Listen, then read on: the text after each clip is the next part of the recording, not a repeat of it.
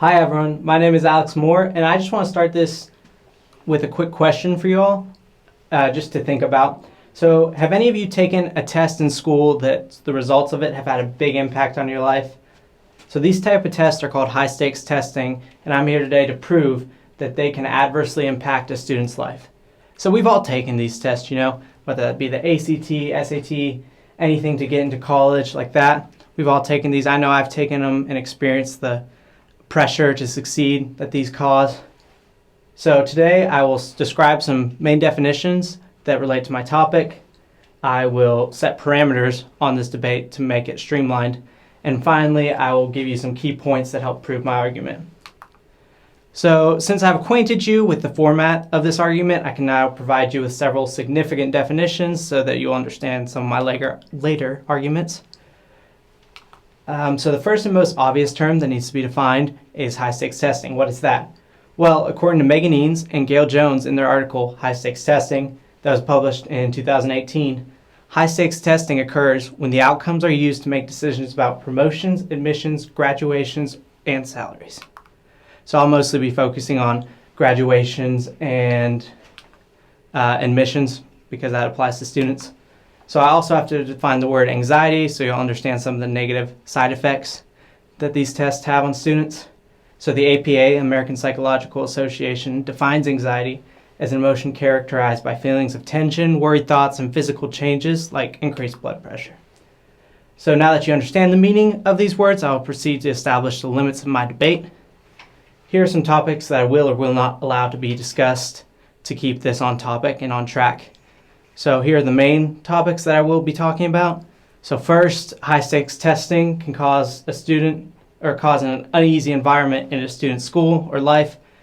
Also, these tests cause educators to focus more on teaching students how to take tests rather than teaching them critical thinking skills. And finally, these tests can cause undue anxiety in students. So some subjects I will not allow to be discussed are first high-stakes testing, which occurs outside the education system, so getting a driver's license test, because that doesn't really apply to students. And then next, I also will not allow general testing to be discussed, which are just the tests you take every few weeks that don't have as much significance placed on them. So finally, since I've set the debate's boundaries, I'll give you several explanations as to why these tests hurt students. So number one, students can be distracted by the anxious environment that is created by high-stakes testing.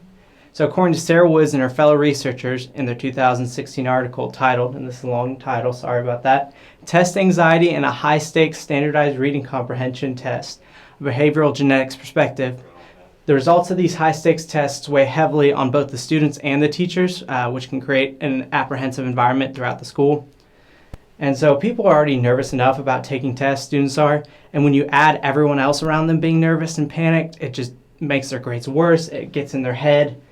You just can't think straight, and it worsens the effects of these tests.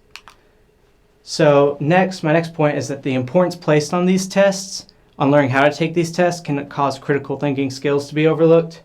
So in her article, I Will Study More and Pray, Metacognition about high-stakes test preparation among culturally and linguistically diverse students from 2017, Deborah Gambo explains how teaching methods that are implemented to teach students how to take high-stakes tests often leave less time for those same students to learn about critical thinking skills.